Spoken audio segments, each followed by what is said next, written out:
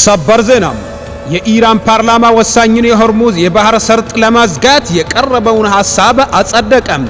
የኢራን ፓርላማ የዓለማችን 20% የሚሆነው ድፍድፍ ነዳጅ የሚተላለፍበት የባህር ሰርጥን ለማዝጋት የቀረበውን ውሳኔም ሐሳብ አጽድቋል።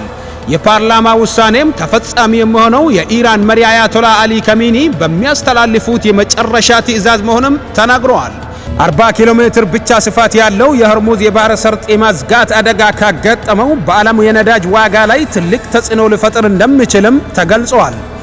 የኢራን ፓርላማ ያቀረበው ይህን ውሳኔም የኢራኑ መሪ አያቶላ አሊ ከሚኒም የመጨረሻ ውሳኔ እየጠበቀ ነው ሲል ኒውስዊክ የኢራን ቴሌቪዥን ጠቅሶም ዘግቧል። አሜሪካ ፎርዶን ጨምሮም ኢራን ውስጥ በሚገኘው 3 የኒውክሌር ተቋማት ላይ ጥቃት ማድረሷን ተከትሎም ኢራን በቀጣይ ምን አይነት እርምጃ ትወስዳለች የሚለው የሚጠበቅ ይሆናል።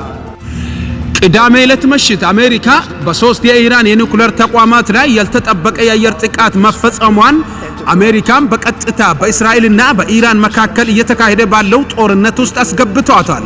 የአሜሪካው ፕሬዝዳንት ዶናልድ ትራምፕ እንዳሉት የአየር ጥቃቶቹ የኢራን የኒውክሌር ማበልጸጊያ አቅም ለማሰናከል በሚደረገውን ጥረት የፎርዶና ናታንዝ እንዲሁም ኢስፋሃን ጣቢያዎች ሙሉ በሙሉም ወድመዋል። ሆኖም በተራራ ስር በጥልቀት የተቀበረውና በአየር መከላከያ የተጠበቀውን የፎርዶም ተቋም ሙሉ በሙሉም ወድመዋል ወይም በከፊል የሚለውን እስካሁን ግልጽ አይደለም።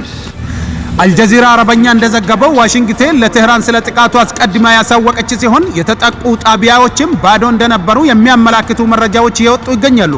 በተጨማሪ አሟጁ ሚዲያ የኢራን የፖለቲካ ምንጭን ጠቅሶ እንደዘገበው አብዛኛው የኢራን የበለጸገ ዩራኒየም ከምችቱም ከ3 የተጠቁ አካባቢዎች ውጭ ባሉ ደህንነቱ በተጠበቁ ስፍራዎች እንደሚገኝም እየተነገረ ይገኛል።